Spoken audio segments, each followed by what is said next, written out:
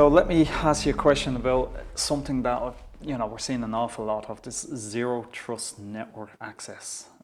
What is Fortinet's take on that? Like, where is this coming from? Is it a product? Is it a solution? Is it a framework? What's Fortinet's take? Yeah, that's a great question. Thanks, Lorcan. So, zero trust as a concept has been around for a long time, and some of the things that are happening out there are probably accelerating this drive towards a zero trust network. This was already happening, and then you throw in COVID and everybody working from home, and the whole remote work in post-COVID, during COVID, however you want to call it, it almost created the perfect storm. And when we talk about networking and security converging, and then the drive towards remote working, that's what's created this need for a zero trust network and architecture. And also from a threat actor point of view, it's made it a lot more straightforward for them to find vulnerabilities in various people working from home. So you take home working, I think in our industry, we've always worked that way. We've always had this hybrid approach, office at home. But a lot of organisations and verticals, whether it's public sector or SMB or retail or whatever it might be, that they maybe weren't as equipped as other verticals. So when everybody started working from home, the threat actors jumped on top of that. It created a foothold into the network. So we needed to come up with something new, and zero trust was already happening. Like I say, it's nothing new as a framework. It's been around for a long time. For me, it's all about the problem with using a traditional VPN. You did a one-time check and it gave you access to the entire network. Now, zero trust brings in this philosophy of never trust, always verify. And the way we do that is by breaking the network down into various segments, so micro segmentation. And I'll give you an example. So me going about my business, working for Fortinet, I shouldn't have access to the HR portal that might contain payroll and financial information. Now, with VPN, I might be able to access the payroll portal, but it'd probably ask me for a username and password, and I wouldn't be able to get into it. Zero trust takes it one step further, and it says, well, Anthony shouldn't even have access to get to the portal. He doesn't need it for his job.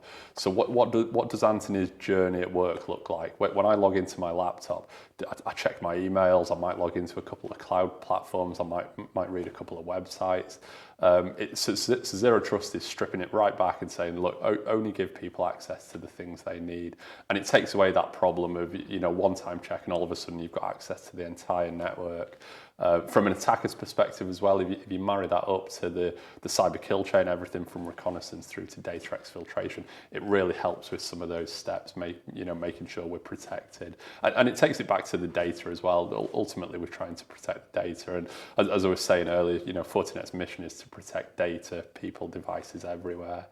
And zero trust is a huge part of that. So it's a huge growth engine we're seeing. I definitely think there's going to be more questions about zero trust and what is it, because to move away from VPN, which is what we've been using for years, ever since I've ever been in it, VPN, IPsec or SSL security has always been in there. So now we're talking about zero trust and we're saying there's no VPN.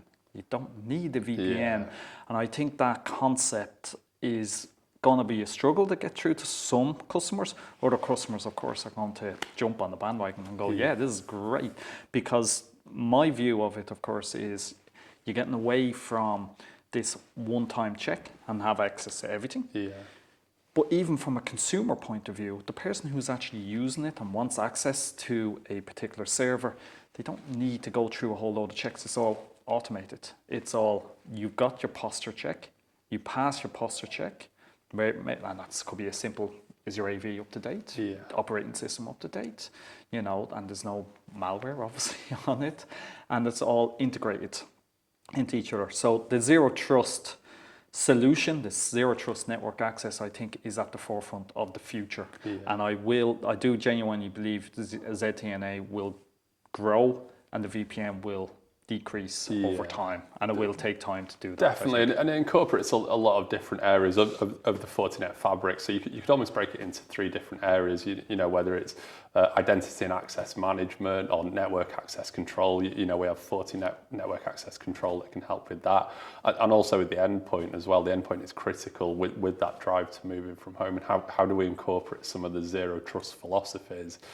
When the edge is, you know, dispersed and there's multiple, you know, millions and billions of devices out there, but you still need to apply those same zero trust philosophies.